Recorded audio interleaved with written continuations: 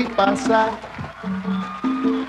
con el tumbao que tienen los guapos. En 1978, ve la luz en Nueva York la canción Pedro Navaja, que rápidamente se convierte en un éxito en el mundo de habla hispana. Hoy ya forma parte del panteón de las canciones eternas. Detrás de ella hay un artista, Rubén Blades. Su biografía es la de alguien que parece haber recorrido todos los caminos en busca de una América mejor. Blades encarna una extraña trinidad. En cine, el actor latino en Hollywood. No Frenchman will sacrifice his respectability to make you his wife. En política, el candidato presidencial reformista. ¡Viva el movimiento Papel Oro! ¡Viva! En música, el cantante que revolucionó la salsa. El diente de oro iba alumbrando toda la avenida. Para muchos, un poeta de la canción urbana. Para otros, un idealista utópico. La vida de Rubén Blades es un trayecto que muy pocos se atreven a caminar. Camina que otro camino. Estoy buscando América. Estoy llamando América. Luchando por la raza y nuestra identidad. Estoy buscando América. Esta es mi casa. Rubén Blades nace en Panamá el 16 de julio de 1948. Hijo de una familia humilde, su árbol genealógico contiene casi todas las nacionalidades y culturas del Caribe. El país que lo ve nacer vive un estado de inocencia y paz social en luna de miel con los Estados Unidos, que gestionan y protegen el Canal de Panamá desde sus instalaciones militares de la zona. Recuerdo los olores del barrio, esa mezcla de orine con alcanfor, con comida, el aroma al frijol que sale de las casas del barrio y se van colando y se van uniendo a los perfumes de las matas que la gente tiene en los balcones de las casas. Esas son memorias muy fuertes, muy fuertes. Anolan, cantante cubana, y Rubén Padre, bongocero panameño, se habían conocido en una orquesta de club de Ciudad de Panamá. En poco tiempo, contraerían matrimonio y abandonarían la carrera artística. La infancia de Rubén está marcada por el resplandor de los ídolos de la cultura norteamericana. El modelo nuestro era Estados Unidos. La primera vez que yo escuché a Elvis Presley, yo no tenía la menor idea que Elvis Presley estaba diciendo. Pero yo sentía que me lo estaba diciendo a mí. Y era una voz y una música que yo no había oído nunca. Nunca había oído eso. Así que yo empecé con la música de rock. Y mi mamá me compró una guitarra. Era una guitarra de plástico, con la imagen de Elvis Presley y la imagen de un perro, el Hound Dog. Con la intención de que Rubén reciba una mejor educación, es enviado a un colegio privado. Sin embargo, su familia tiene que hacer un gran esfuerzo económico, ya que se sustentan con un único sueldo del padre como miembro de la policía. Y eso no siempre les alcanza para cubrir todas las necesidades. Blade debe mayo, junio, julio, agosto para su casa. Me tenía que ir yo para mi casa. A mi casa, porque mis padres no habían pagado esas mensualidades. Y era una situación sumamente difícil y vergonzosa. Rubén despierta la realidad política de su país con un trauma nacional. Una mañana de 1964, unos estudiantes norteamericanos se niegan a izar la bandera de Panamá en la zona del canal. Los panameños invaden el lugar y restablecen el honor del país. Las tropas norteamericanas toman la calle y reprimen violentamente a los manifestantes. La utilización del ejército de los Estados Unidos, la bala que hubo ahí, mataron a 21 panameños, hirieron a más de 500, pero mataron también cualquier ilusión de igualdad. Después de 64, eso se acabó. Y nosotros empezamos a ver hacia adentro y empezamos a entender que éramos panameños y a tratar de comprender qué era esa vaina. Posteriormente, le dio la idea de cantar,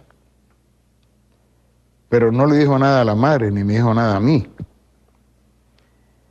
Llegaba a ciertos lugares, centros nocturnos, Y como se sabía la aspiración que tenía y las condiciones que tenía, lo invitaban y cantaba un número.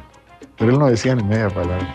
Viejo barrio que me trae dulces recuerdos de una infancia que pasó. Plaza Herrera, te recuerdo. Las plazas y las calles del viejo Panamá son los espacios donde Rubén ensaya los primeros acordes y versos y se prueba como artista. Siempre lo recuerdo un muchacho líder, con su camisa floreada, con una guitarra en la mano, tratando de hacer todo a la vez, estudiar, jugar baloncesto, tocar música, todo, y todo lo podía hacer perfectamente bien. Roberto era la figura, Roberto Cedeño. Porque era el tipo que tocaba guitarra, que se sabía los acordes que los demás no se sabían, más difíciles.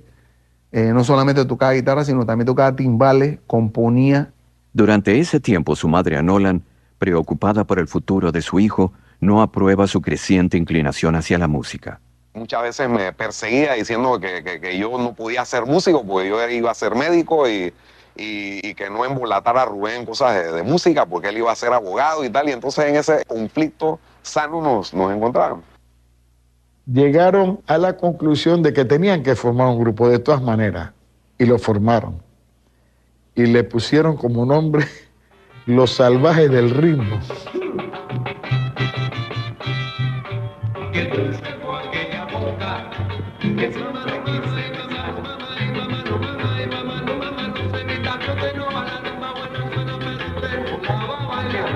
Con Los Salvajes, Rubén recorre toda la geografía de locales y salas de fiesta de Panamá. Al mismo tiempo, ha ingresado en la universidad, donde espera graduarse como abogado. El decano de la Facultad de Derecho me llamó y me dijo, mire, usted o va a cantar o va a estudiar, pero usted no puede hacer las dos cosas aquí. Y entonces yo tuve que salirme de eso, de la música. En soledad y con dudas sobre su futuro, Rubén se gradúa como abogado en Panamá, mientras su familia trata de salir adelante en Miami. Llamé a mi familia en Miami, me respondió mi mamá, le dije, pasé, aprobé. Mira, me felicitó, me dijo, estamos muy orgullosos de ti, qué bien. ¿Y qué vas a hacer ahora? Le digo, bueno, ahora yo creo que lo único que me queda es la música, como camino profesional, porque yo no voy a ser abogado bajo una dictadura. Y fui a Miami, y la situación estaba muy difícil en la casa, económicamente. Una vez en Miami, Rubén determina que su destino se encuentra en la meca de la música, Nueva York. Y para un latino solo hay una puerta a la que tocar, la del sello discográfico Fania. Entonces yo llamé a la Fania, me dijeron, bueno, ahora mismo acaba de producirse una oportunidad en el correo de la Fania. Digo, ¿el correo de la Fania qué es eso? ¿Qué implica eso? Y le dije, ok, pues, me fui. Nueva York, a la llegada de Blades en 1974, es una ciudad dura. La identidad latina salida de los barrios comienza a reflejarse en un gran impacto musical. Las orquestas y grandes figuras de la Fania alumbran el camino a seguir. Rubén, desde la oficina de correo de la discográfica, aspira a hacerse un hueco en ese elenco de artistas escogidos. El volumen de correo de la Fania era tan alto que el Correo Nacional de los Estados Unidos se rehusaba a recogerlo. Entonces yo tenía que empujar una carretilla todos los días, a las 6:30, 7, que yo terminaba de trabajar. Y siempre me tocaba la carretilla con la rueda que no era amiga de la calle. Desde su puesto en el correo de la Fania, va cobrando cierta fama en el círculo de la salsa, primero como compositor y más tarde como cantante. La primera vez que yo lo vi fue que yo estaba tocando en un sitio llamado El Corso, y entonces me dijeron que él estaba ahí con un muchacho panameño cantante y subió a cantar conmigo un tema que se llama Bilongo, Kikiribú Mandinga, y acabó. Yo me quedé sorprendido. Entonces después, cuando empecé a tratarlo, me di cuenta del talento que tenía escribiendo. Llegó siendo un muchacho muy humilde, como todavía es, y estábamos Pete Conde Rodríguez y esta servidora, y él pasó por allí. Todavía no lo conocía mucho. Entonces, pues, precisamente fui yo quien lo presentó en el escenario. Es una cosa bonita porque él iba con su mochila, ¿sabes? Y cogiendo trenes y eso. ¿Y quién iba a decir en esa época que él iba a llegar a ser lo que es hoy? Todo el mundo pensaba también un poquito, este tipo es un poquito excéntrico, está loco porque es abogado y qué está haciendo aquí, pegando sello, empujando esa cosa y quiere ser cantante. Pero el Rey me hizo la entrevista y le canté un par de boleros y me puso en el grupo. Ray Barreto, percusionista y líder de una importante banda, incorpora a Rubén Blades como sonero. Pero no es hasta que conoce a Willy Colón que logra desplegar toda su capacidad artística. Rubén venía casi todos los días, me tocaba la puerta proponiendo, vamos a hacer un grupo, y yo no quería. Bueno, al fin y al cabo, yo creo que Rubén convenció a Jerry Masucci, y Jerry Masucci me llama y me hicieron una propuesta que no pude rehusar. Willy tenía unas ideas muy raras, pero distintas, pero que vendía mucho. Rubén como compositor tenía otras ideas. Y la combinación de las letras de Rubén con Willy, como que fue una química que iba a trabajar. Cuando yo llego con mis canciones que tenían que ver con la realidad de los barrios, etc., él las asume. Willy Colón viene del sur del Bronx. Las relaciones son intensas, las condiciones son sumamente semejantes a las del tercer mundo, así que él vio valor en eso y me dio la oportunidad de enfocar mi trabajo en esa dirección. Bueno, al principio Rubén no tenía mucha experiencia y yo tenía mucha experiencia en el estudio. Básicamente yo fui el productor. Rubén cantaba, venía bien preparado. Él sabía todas las cosas que él quería meter en la canción. Creo que también él vio dentro de mi concepto musical que yo podía entender lo que él quería hacer con sus letras.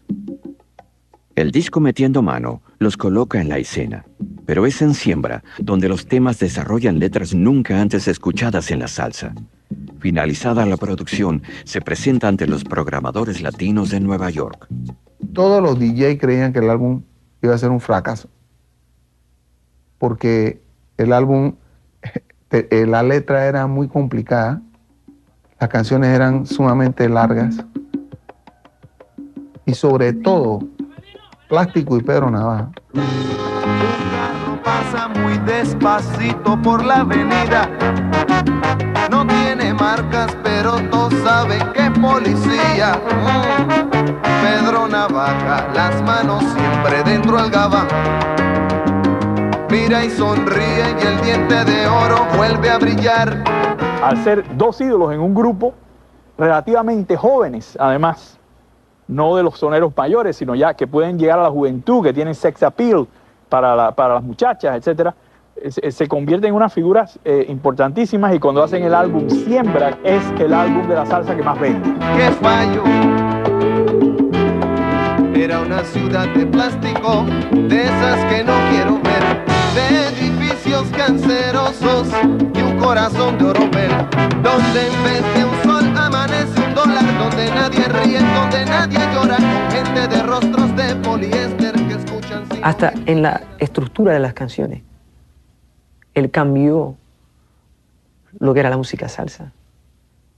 Melódicamente, no empezaba con un coro, no era 100% soneos, eran cuentos. El éxito de Pedro Navaja y Plástico y todo eso fue increíble. Hasta la fecha yo sé que no lo puede dejar de tocar. 23 años más tarde, Willy Colón y yo vamos a Venezuela y participamos en un concierto de rock en español y toda la juventud nos canta la canción de vuelta. Eso para mí es una inolvidable. Tropezando se fue cantando desafinado el coro que aquí les traje y del mensaje de mi canción. ¿Qué dijo? La vida te da sorpresa, porque ya te da la vida, ay Dios. La vida te da sorpresa, sorpresa te da la vida. Pedro Navaja, matón de esquina, que a hierro mata, a hierro termina. el éxito que tuvimos nosotros, un éxito como el éxito que tuvieron los Beatles. Nosotros donde fuera llenábamos, y te estoy hablando, esto en tiempos donde alguien que vendía 40.000 copias era un éxito enorme. Nosotros vendíamos 500.000 discos en una ciudad. Vendrán otros discos como Canciones del Solar de los Aburridos y Maestra Vida, que confirman que la fórmula de salsa y poesía funciona. Pero a lo largo de este tiempo también han ido surgiendo señales de desgaste en la colaboración. Cuando hay dos talentos, cada uno tiene su forma de ser y su idea de cómo hacer las cosas, la música y eso. Y yo creo que Willie siempre ha querido ser cantante. Eran dos artistas totalmente diferentes, pero iguales a la misma vez. Y llegó un momento a donde tuvieron que hacer lo suyo. Rubén es muy ambicioso y creo que nuestra colaboración, para él ya él tenía planes para otras cosas. También tengo un ego bastante grande. Yo empecé a grabar también y empecé a cantar y en verdad era demasiado material y muchas cosas para un show. La última cosa fue que le ofrecieron un contrato, creo que fue Elektra, cual él aceptó, pero yo todavía estaba firmado con Fania, me tuve que quedar y yo creo que eso ya fue la última que causó la ruptura. En la medida en que fuimos trabajando y se fue la cuestión convirtiendo en una fórmula exitosa, las presiones fueron aumentando. Se fue creando una situación a lo interno poco difícil que yo creo que fue promovida por otras personas o las condiciones del éxito mismo. De pronto se me daba mucha más atención a mí que a Willie. De pronto yo creo que había gente que decía eso. El comienzo de la década abre una nueva etapa musical en la carrera de Blades. Tras la ruptura profesional con Willie Colón, firma con una multinacional discográfica y crea una nueva formación, Seis del Solar, conformada por los mejores músicos latinos de Nueva York. Él era bien fanático del grupo pequeño de Joe Cuba y creo que ese grupo tuvo una gran influencia en él y Cheo Feliciano. Quería hacer algo pequeño y no quería ya identificarse con la música de Willie, quería tratar de hacer algo diferente. La música de salsa tradicionalmente tiene bronce. Él elimina el bronce y trae un elemento musical del rock and roll de la época, que son sintetizadores, órganos, pianos, de todo. Yo, por una cuestión elemental de respeto, no quise usar trombones. Me pareció que no era ético el utilizar el sonido de Willie Colón para crear un nuevo grupo. En 1983 sale el primer álbum de la nueva formación que ha sido creado de forma casi artesanal. No obstante, Buscando América se va a convertir en un disco universal que conecta con la dura realidad de una Latinoamérica en lucha. Estoy buscando América y temo no encontrarme. Tus huellas se han perdido entre la oscuridad. Te estoy llamando a América, pero no me responde. Han desaparecido. El álbum fue escrito a través de las experiencias de la Guerra Fría. En América Latina era una guerra caliente por las circunstancias de El Salvador, Guatemala, Argentina, Chile y Uruguay.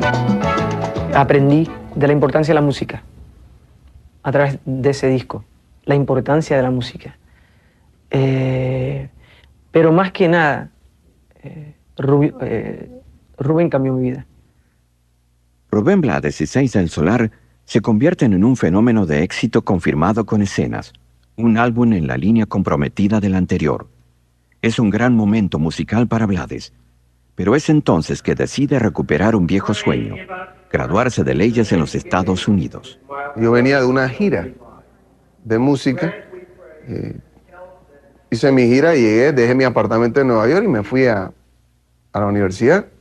Y cuando todo eso me empezó a caer encima, el hecho de que había que leer 150 páginas por materia, por ejemplo, por noche. O sea, me di cuenta que me había metido en una cosa sumamente serias y fue difícil. Mi mamá, que en paz descanse, nunca me vio graduarme en Panamá.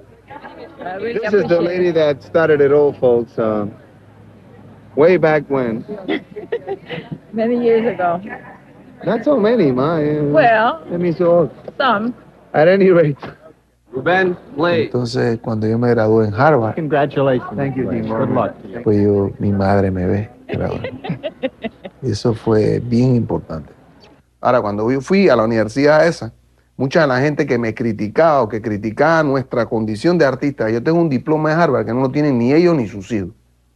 Y eso es una situación que es como una 45 intelectual que tú tienes. Cuando la conversación se pone medio pesadita, tú sacas tu 45 y la pones en la mesa y se acabó.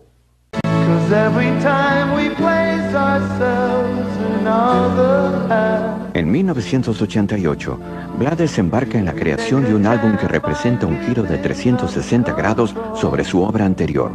Nothing But the Truth es un disco íntegramente en inglés, escrito en colaboración con artistas de la talla de Elvis Costello y Lou Reed.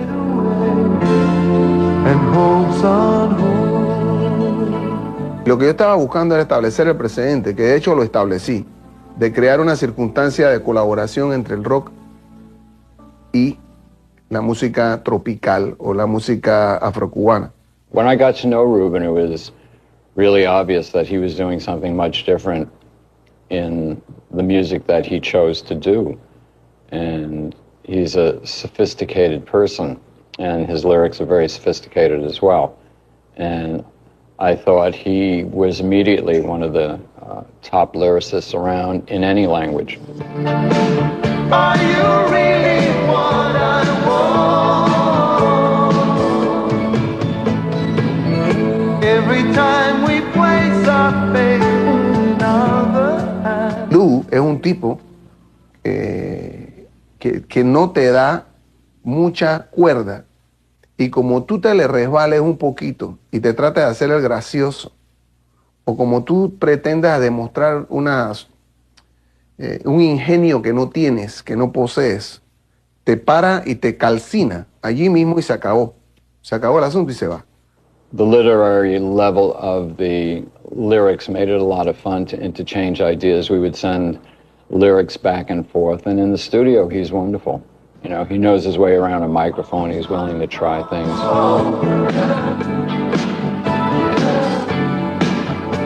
El disco en sí no se movió.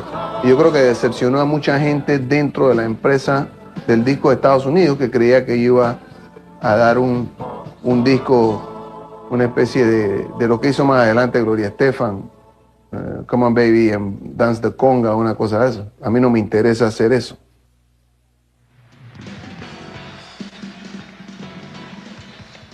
La década de los 80 culmina con la participación de Blades junto con artistas como Bruce Springsteen, Peter Gabriel o Sting, entre otros, en una gira promovida por Amnistía Internacional, cuyo leitmotiv es la denuncia de los abusos a los derechos humanos.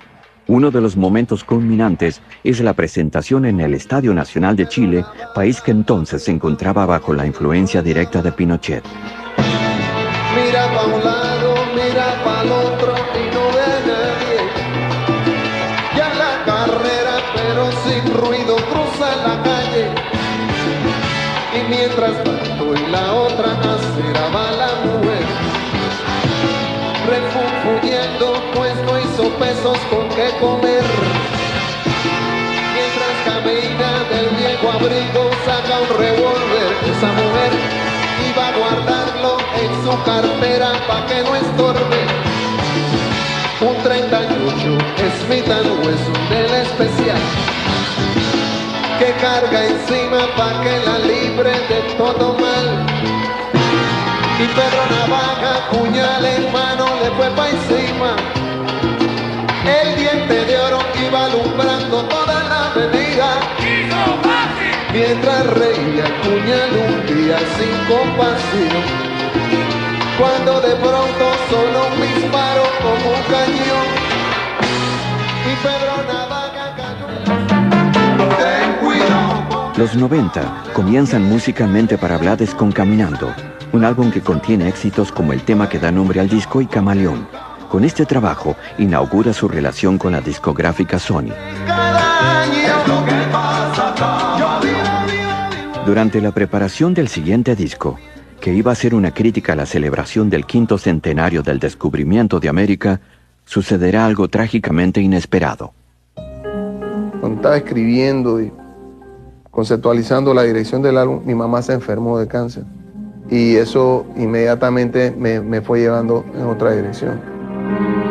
Y cuando mueras también, un poco yo moriré. A Nolan fallece. Finalmente el disco se dedica a su memoria. Mi mamá me quitó a mí el miedo a la muerte. Mi madre me lo quitó, viéndola con la valentía y la dignidad con que se enfrentó al asunto. Learn this. No Frenchman will sacrifice his respectability to make you his wife. Paralelamente a su profesión musical, Blades ha desarrollado una interesante carrera como actor. Lover, yes. Wife, no. And not because of your color, but because... Su primer papel importante se da en la película Crossover Dreams, producida en su totalidad por latinos en Nueva York. En este film es protagonista en el papel de Rudy Veloz, un cantante con sueños de éxito a cualquier precio. Blades además escribe el tema principal de la película.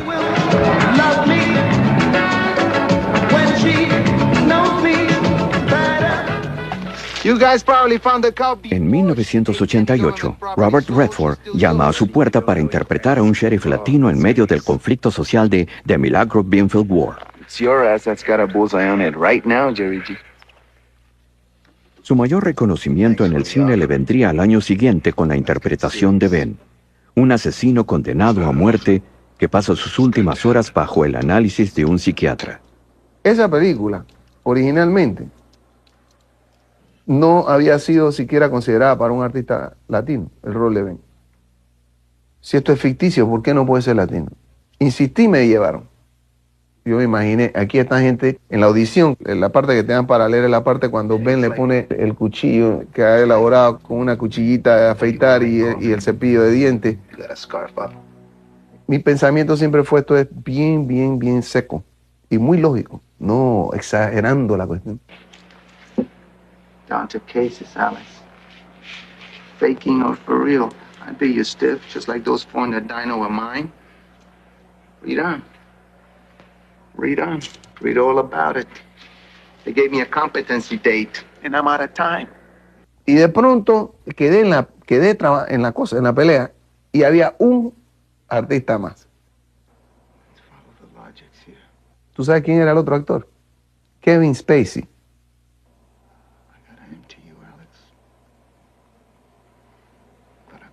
Your throat and empty you shrink.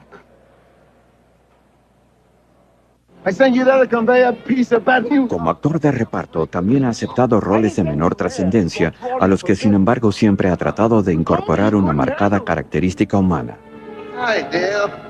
Yo he hecho películas donde he cobrado $40,000, por ejemplo, y lo hice en el caso de One Man's War.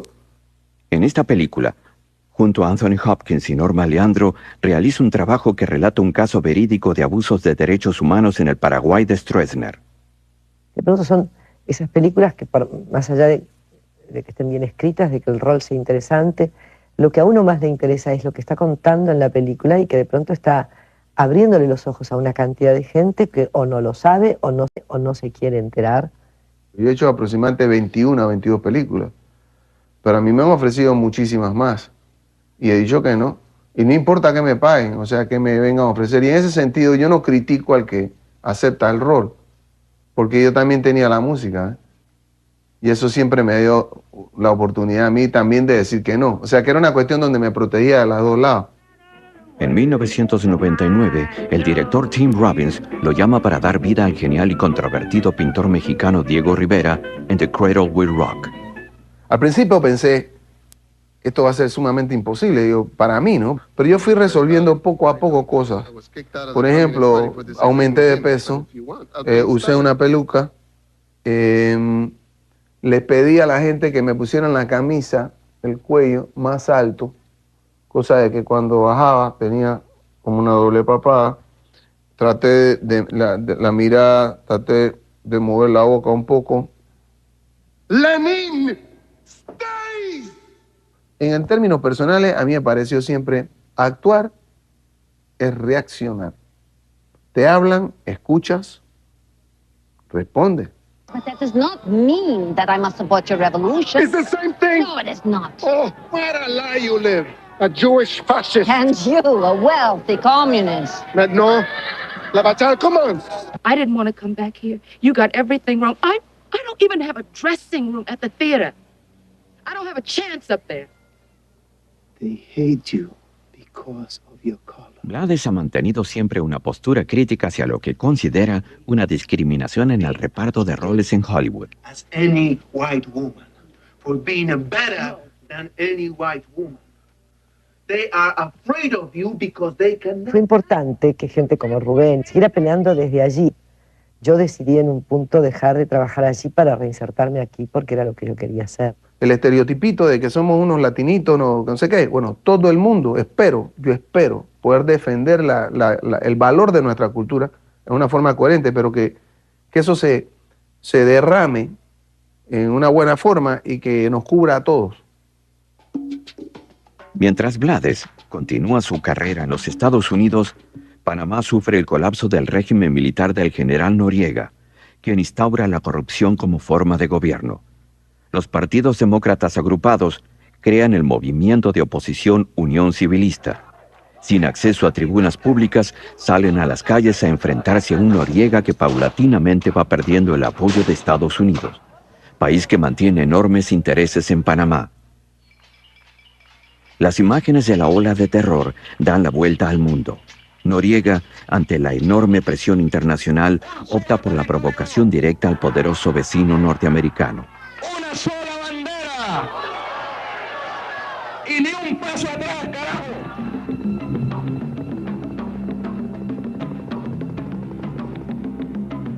El 20 de diciembre de 1989, el gobierno del presidente Bush ordena la invasión y Panamá anochece con el estallido de las bombas del ejército norteamericano.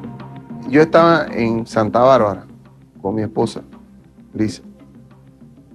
Mi papá me llamó por teléfono y me dijo, están aquí. O sea, mi papá solo me dijo, se metieron. Y ya yo sabía que estaba hablando. Lo primero que yo sentí fue rabia porque Noriega llevó la situación hasta ese extremo, ¿no? Un general que en la primera batalla de su vida corre y deja a todo el país colgado. Por otro lado, el señor Bush, presidente Bush, para poder levantar su rating anémico y demostrar que era un presidente de armas tomar, viola derechos internacionales, hace lo que le da la gana, pero lo que hicieron es completamente ilegal. Por más que Noriega merezca el infierno, entran, matan quién sabe qué cantidad de personas se murieron allá en Panamá, porque nunca se nos dio siquiera una cantidad que digan, esto fue lo que pasó. Tras la captura de Noriega, el gobierno estadounidense recompone el panorama político democrático con la presidencia de Guillermo Endara.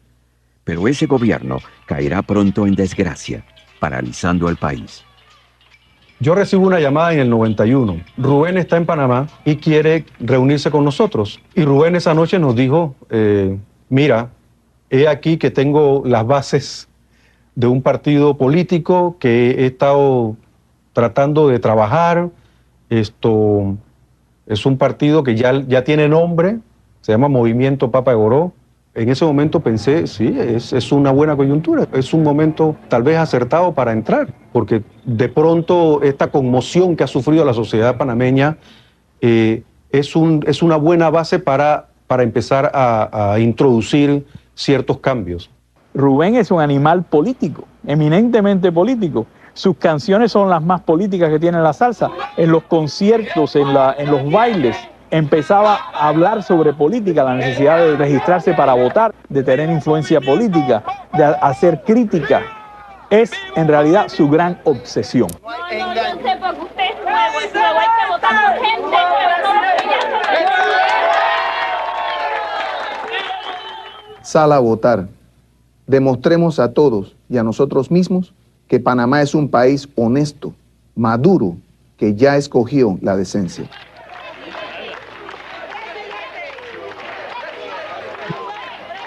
contrario a lo que algunas personas dicen o asumen. Yo no formé este partido político para convertirme en un candidato a la presidencia, sino que si yo no participo en la creación de este partido político y si yo no asumo la posición inicial de ser la vanguardia para crear este partido no se hubiera creado nunca.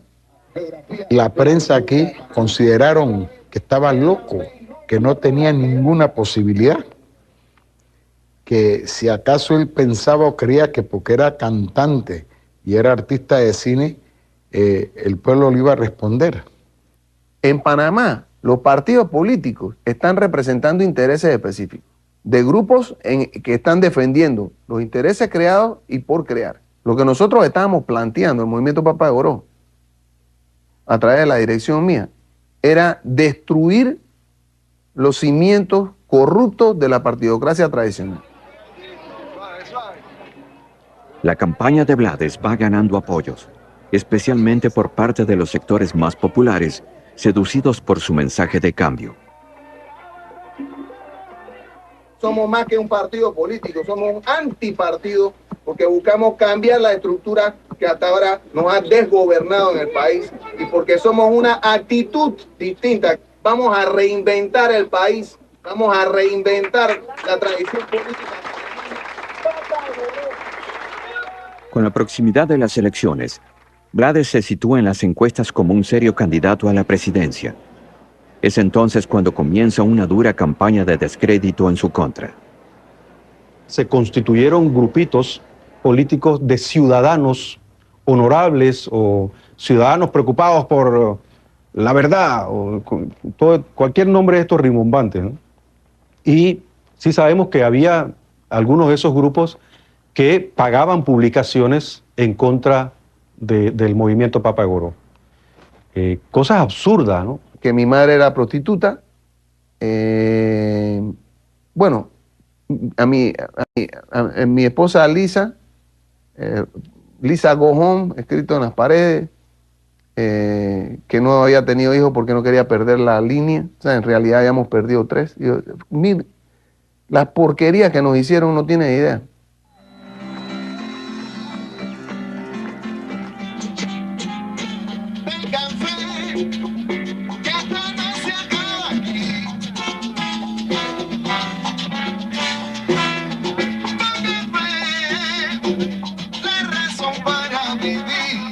El 8 de mayo de 1994 se celebran las elecciones. Papá de Goró queda en un tercer lugar muy cercano al segundo, y Blades, al no obtener la presidencia de Panamá, regresa a los Estados Unidos. Las estructuras y principios del movimiento se desmoronan paulatinamente hasta su práctica desaparición. Rubén Blades es el panameño más famoso del mundo. Lo cual quiere decir que es el panameño más famoso de Panamá. Y eso significa una especie de caudillismo, de culto a la personalidad que va en contra del tipo de alternativa que se supone que sea Papá de Goró, así que es una contradicción. El problema de Papá de Goró es que tiene una superestrella de líder, a la misma vez que se trata de romper el esquema de que el líder tiene que ser la estrella política. El error garrafal mío fue el no entender el nivel de responsabilidad que yo estaba asumiendo con la creación del partido, a título personal. Y ese es un error por el cual yo asumo total responsabilidad.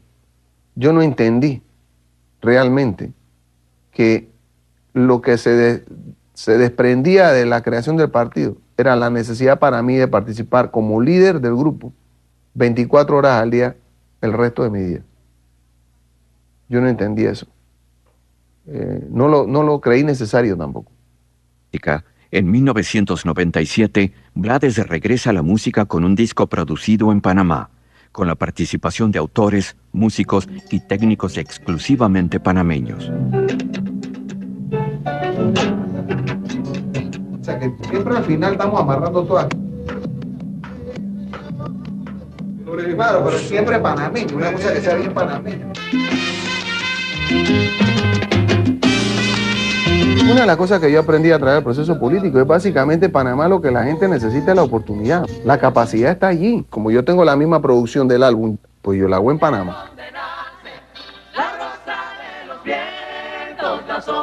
Además de internacionalizar el talento artístico de ese país con un Grammy en La Rosa de los Vientos, Blades se distancia de la salsa y experimenta con todo tipo de ritmos folclóricos latinoamericanos como la cumbia, el vallenato e influencias brasileñas.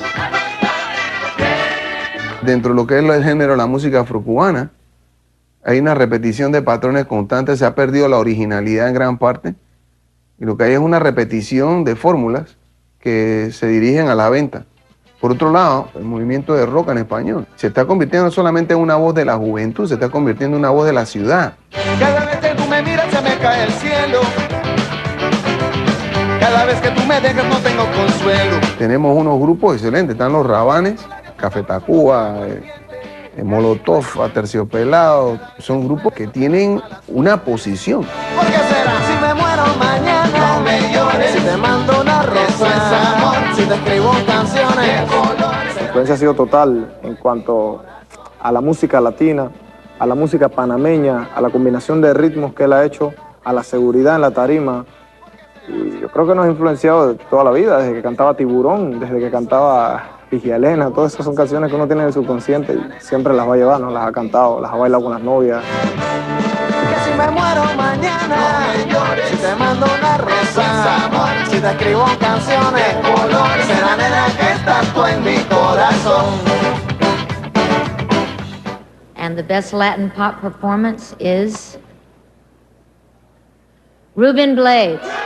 El cuarto Grammy de su carrera le ha llegado recientemente por el disco Tiempos. En él, Blades da una nueva vuelta de tuerca a la música en español, al introducir ritmos hindúes, flamencos o celtas, contando con la estrecha colaboración de la banda costarricense. The group is Editus. I am very, very thrilled. We're doing music from the heart for the spirit, and I'm so happy for all of them in Costa Rica and Panama as well. Thank you. Gracias. Es el segundo pregón, el de la clave, es el segundo. La segunda Tiempos básicamente es un álbum que se vino gestando de mucho tiempo atrás. Este trabajo es un trabajo excelente y que presenta también, en mi opinión, una evolución personal. Óyelo allá adentro. ¿Qué pasa ahí? ¿Está en la voz?